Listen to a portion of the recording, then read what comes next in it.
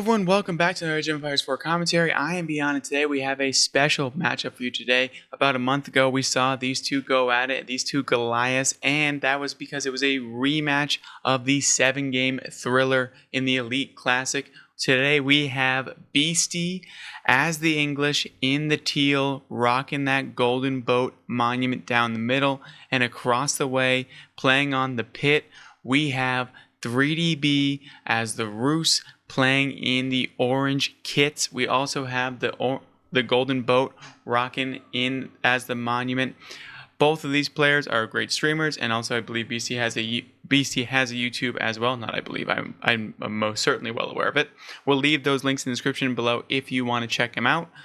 Now this matchup is always going to be an interesting one. The Rus right now are considered one of the, if not the best civilization in the game, absolutely S tier. Currently right now in Conquer and above, Rus sit at a 57% win rate over about 180 games, and across every single rank, Rus sit at about a 51.9% win rate across 5,500 games. Now that just goes to show you just how good the Rus are, because usually when you're playing against the English in the lower leagues, you're going to be in for a rough time because the English can turtle. So usually the English's win rates are jacked up at the lower leagues because it's very, very hard to break them down. And of course, as they get later and later into the game, Imperial Age, the English really thrive at that due to their enclosures, their ability to kind of wall off, and they have 1 or 2 keep monuments to help protect them and keep them safe. Now, I don't think that this one's going to be going to Imperial Age, but you never know. But the Rus are just so good. 3DB usually has some sort of twist into all of their builds. The 3D clan always is a little bit unique. So interesting to see if anything pops up out of the ordinary, or we're just going to be seeing this standard 2TC build out of the Rus that we've been seeing across pretty much forever. And honestly, right now, the meta is 2TCs for pretty much every civ, unless you're the Mongols, and then you're going to be trading, of course. But besides that, interesting to see if B changes the dynamics of that, or just goes for that same standard build. We do not see any stone just yet, but it's only 2.5 minutes into the game.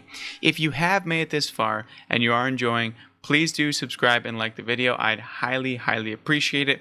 We just passed 600 subscribers. Absolutely mental. Thank you guys so much. On the way to 1,000. We are now 60% of the way there. Any sort of means helps. And if you also enjoy some terrible gameplay and some terrible casting, please come check out my Twitch as well. The link will be in the description below. Now, let's get into all of this. We can see that just some typical Rus stuff going on. We have the 3 scouts. BC actually went 2 scouts to try to deny a fair amount. It does look like wheelbarrows coming in though, and the age up is there, which means that B has quite a haul for bounty, because if you can afford wheelbarrow and the age up without any villagers on gold, you know you're doing A-okay. The Kremlin is being dropped down on that gold, does not want any shenanigans from those English longbowmen to prevent those knights from getting out and about on the map. The Kremlin is probably, pound for pound, the best fortification structure besides maybe the Berkshire in the entire game. And the fact that you get it in Age 2 is absolutely bonkers. I'm assuming the next patch we're going to see some sort of adjustments to this building right here, as it is the absolute go-to currently for any Rus player. And the Kremlin gremlins that pop out of this thing are absolutely insane. The Rus goes from having absolutely no army to instantly half of your screen is filled with spearmen. So, you know, it's definitely one of those things where we'll have to wait and see what the devs decide to do. I do not envy their position at the current moment, and I will say I think the game's in a pretty good state. It seems like the balance is in a pretty decent spot, so interesting to see what happens on the next patch, and trying to climb this season has been an absolute pleasure. Except when I'm playing the Ottomans, then it's not a pleasure because I'm terrible at them. But besides that, we just see a pretty standard build order. We still don't see any stone out of the lad over here. As the Rus, we do not see any stone either for Beasty on this side. we can just see that going for that council hall, producing some longbowmen, so we'll have to follow their journey across the map. The scout got a nice scout in to see over here. This one scout over here is trying to check to see if there's any holes, any weak spots for these longbowmen to do a little bit of damage. The longbowman is going to be tracking down this scout over here, but this scout will just run on by like nothing's even happening. BC going for the classic 2 farm start. I also kept these villager counts over so you guys can see what these 2 players are doing. We see that B is actually going for a horseman to start off with. Maybe a little bit concerned with the impending longbowman mass. If you've never faced the English before, which I'm sure you all have, I'm sure you've all seen those 3 or 4 English longbowmen cause so much damage and get so much value for such a simple and easy unit for the English to produce. But these guys are their worst enemies. This horseman over yonder will cause any spearman to run, any archer to run for the hills, and that's exactly what B is guiding to do, and that's exactly what Beasty is doing, running for the hills. The second he sees one horseman, it's been fun. I'm out of here though, because I don't want to take that in the slightest. This horseman does find this scout though, might actually take it down, but doesn't do too much damage. It's slightly faster, so decides to go for the pot shot on the sheep. So incredibly rude. Absolutely pour one out for my guy over here. We can actually alt and shift over to see an absolute deserved funeral for that one over yonder. We will simply go back. Let me just make sure that I am aligned. There we go.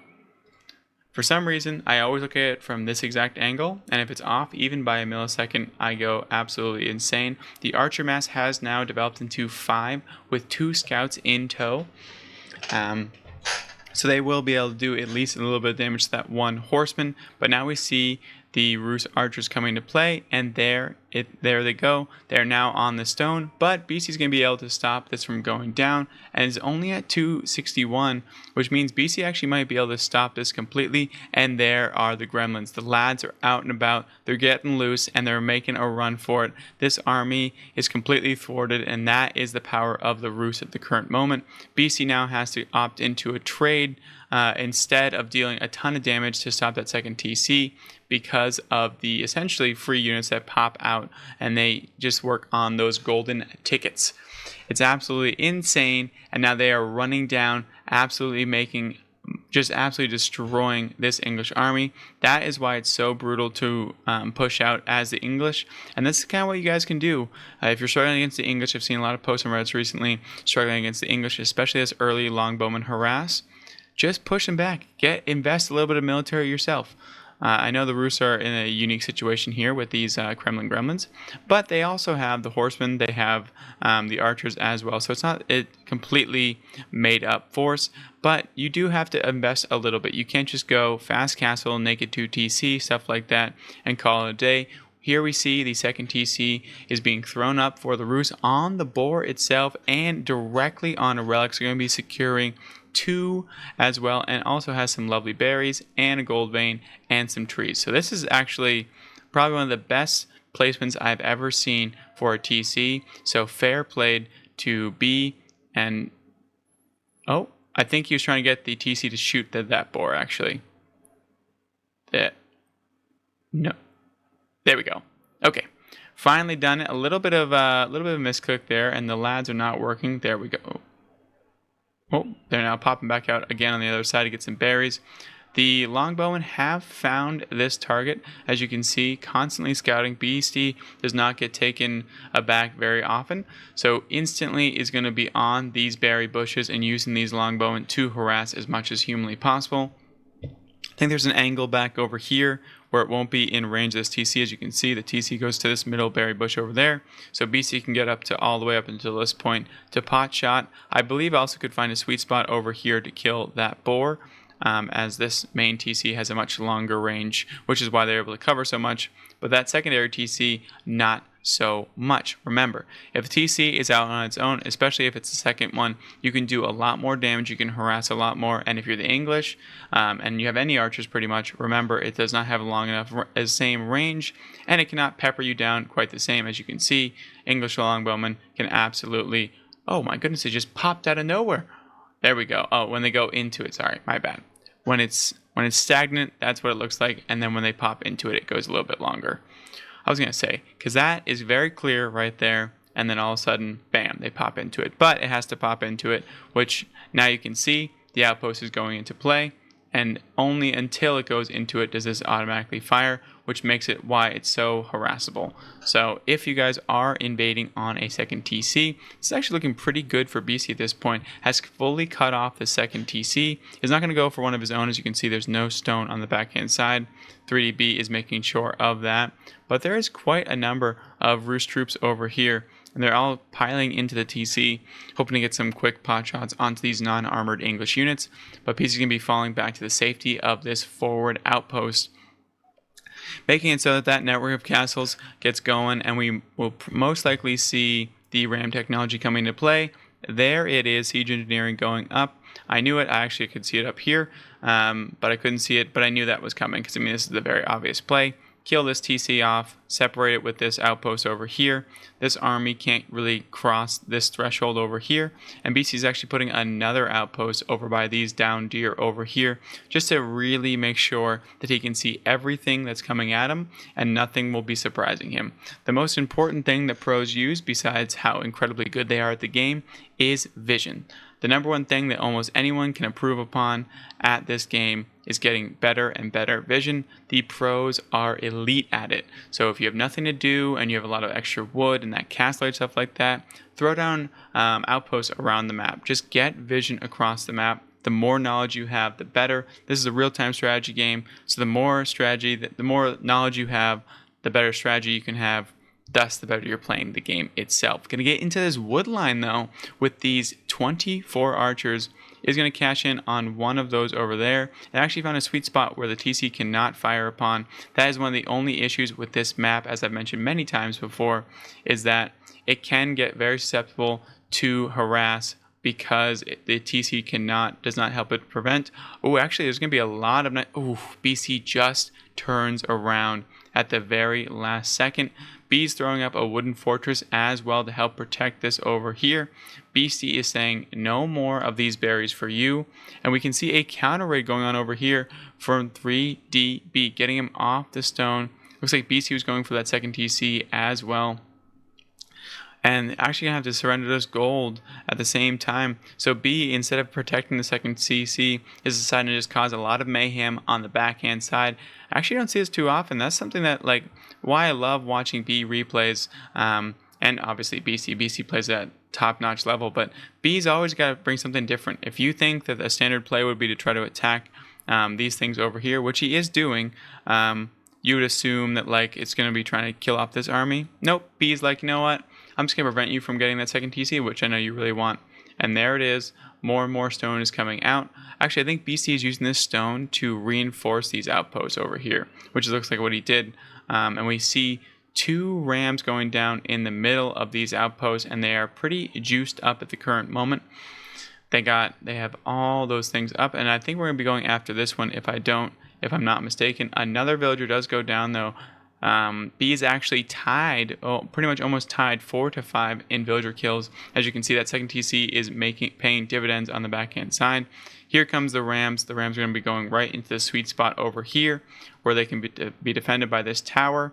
And as you can see, I know the range will pop up to about right here, but with this setup right now, BC will be able to shoot down upon these villagers. Oh, but some quick micro there from B is going to be cashing in, and it's actually really, really nice there. B is actually able to go in and out so easily. This is just absolutely elite micro here from B, but BC does get some really beneficial on that front. And look at this. Now the entire army has made it back over here, and they're going to be attacking this forward position from Beasty.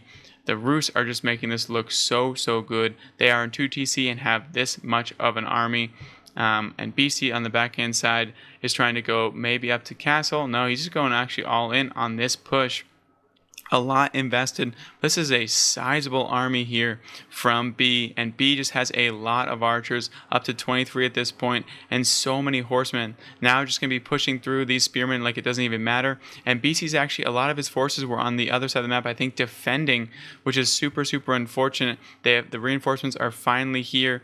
I would maybe just hop these few into this tower over here. No, doesn't look like it's going to be happening. And now we have the Kremlin Grums are coming out, which is the worst thing you want to see if you are Beasty. But I don't think Beasty's going to be done just yet. But that attack was completely thwarted, and Beaty's going to be sitting in a great position. What a nice surround, and just showing you the power of Roos. It is absolutely insane that the 2 TC works so well, but I will say this TC was in a perfect position. B really chose us out perfectly. The Relic with the boar, with the berries, with the trees on the back end side as well. And another benefit that this happened, as you can see, that Beasty went for the kind of invade back here to get him off wood, but because of B's positioning of this other TC, he was able to keep up with wood production. A lot of people would have put the TC maybe like over here, a little bit safer, something like that. And if that was the case, then B would have been completely out of wood, so he wouldn't be able to make those archers or those horsemen that he used to actually defend that attack. It's actually a cheeky play over here from B as well, taking out this food stuff over here from Beasty. Looks like a little bit of deer, and also we got a little bit of berries theft going on, but there's no units over here to defend this. So B's gonna have to do some nice fancy feet micro yet again, and there he goes. In and out we go. Before they actually get attacked by the English longbowmen, they're already back in and out and in again. This is actually insane. B is so good at this micro. It's actually gonna be taking down this ram now, and now they're all gonna pop back in, and they pop back in. And now 6 are sitting inside this wooden fortress, which is going to be able to trade out evenly into this.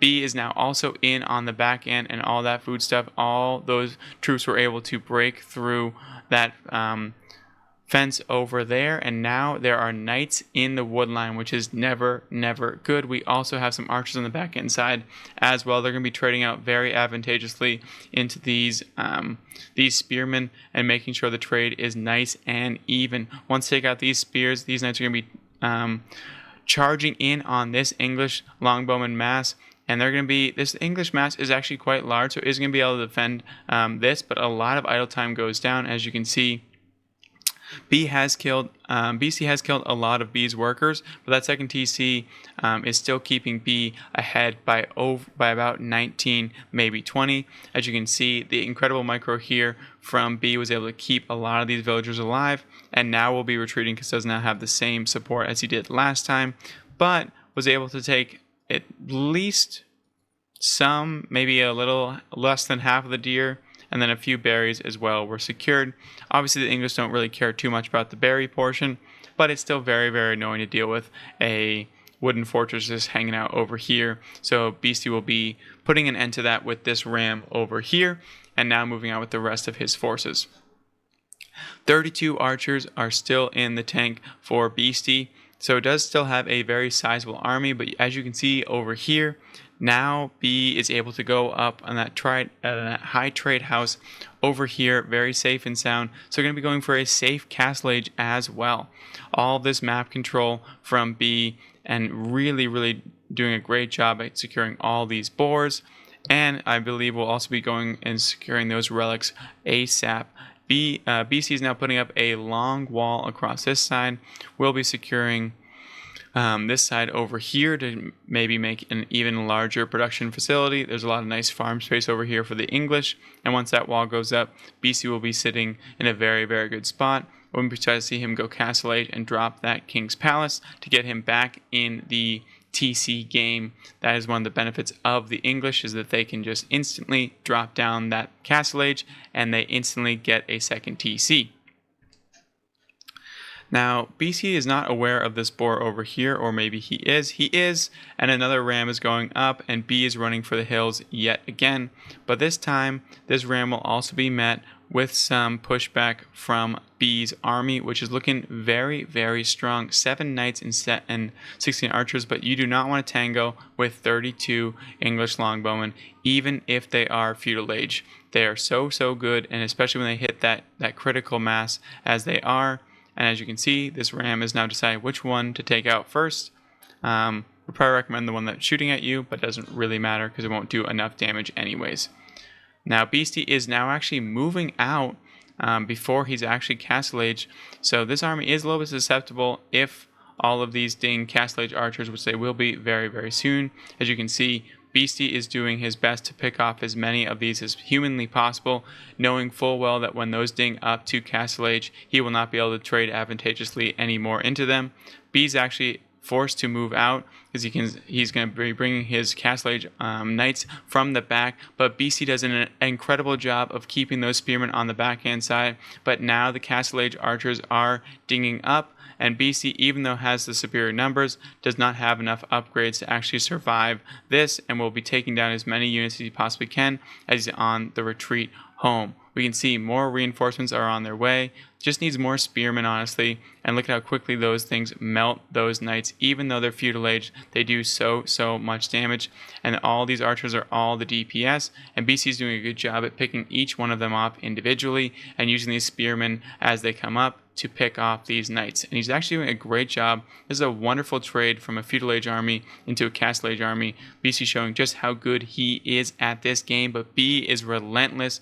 Now the Kremlin Gremlins are coming back out and going to put a stop to this trade pattern, and BC knows he just has to run at this point. Is down by 30 villagers. That second TC is really coming into play. As you can see, we're starting to hold about just enough for that Castle Age, but does not have enough food, unfortunately. Has to make the decision if he produces more army, or if he kind of moves on and tries to get up to that Castle Age very quickly. As you can see, B sends his blood in the water and is going for broke at this point. Knows that any trade is a good trade, especially with these Kremlin Gremlins, and they're getting so much value. BC just running away, knows he does not want to take that fight when those things are involved, and these things are lasting for absolute ever. Like, what is happening? I thought, there we go. Now they finally die just in time, and now BC's able to move out. Does pick off a few knights, which is really nice, and has enough of these spearmen to put a stop to this forward push over here. Now, a lot of good trades are going down. That being said, B does have a very strong economy. As you can see, 1100, 1600, and 700. Doing a little bit better than this side over here.